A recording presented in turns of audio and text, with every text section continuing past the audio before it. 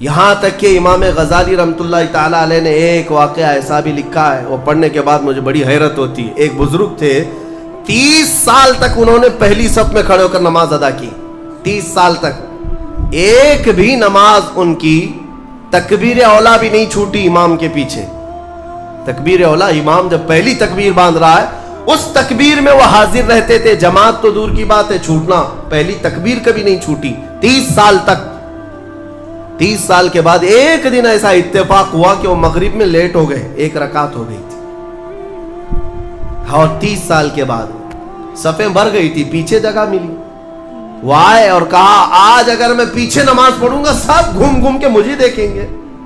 30 سال سے جو پابند تھا کہاں گیا؟ ہوتا یہی ہے، وہ شرمندگی کے مارے کہ لوگ مجھے دیکھیں گے، کیا سوچیں گے، گھر چلے گئے، گھر جا کر مغرب پڑھ لی۔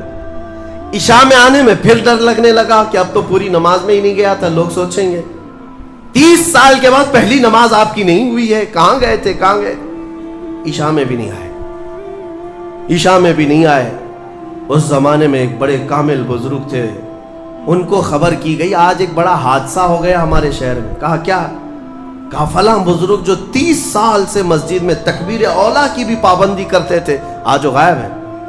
تو اس بزرگ نے فرمایا چلو ہم ملتے ہیں۔ جا کر کے ملے کہ کیا ہے، طبیعت خراب ہو گئی، علیل ہو گئی، کیا ہوا؟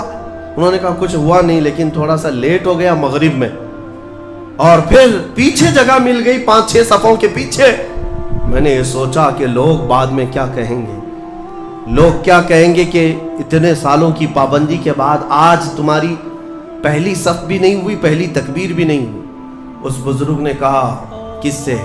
30 سال کی پابندی کرنے والے سے۔ کہا میاں جاؤ پچھلے 30 سال کی پوری نمازیں قضا کر لو، واپس دوبارہ پڑھ لو، اعادہ کرو، اس لیے کہ 30 سال جو تو نے پابندی کی نمازوں کی، وہ تو یہی سوچ کر کے کہ لوگ کیا کہیں گے۔ آج تیرے دل میں یہ جو خیال آیا کہ لوگ کیا کہیں گے مغرب کے پیچھے ہو جانے سے، اس کا مطلب ہے کہ 30 سالوں تک جو تو نے پابندی کی یہ لوگوں کے لیے کیا، اللہ کے لیے نہیں۔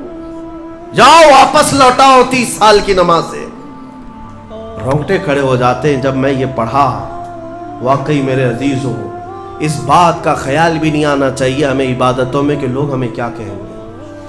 اللہ رب العزت کا ذکر ایسے کرو کہ مدہوش ہو جاؤ، صرف میرا مولا مجھے دیکھ رہا ہے، دنیا کیا کہہ رہی اس سے ہمیں کیا غرض ہے۔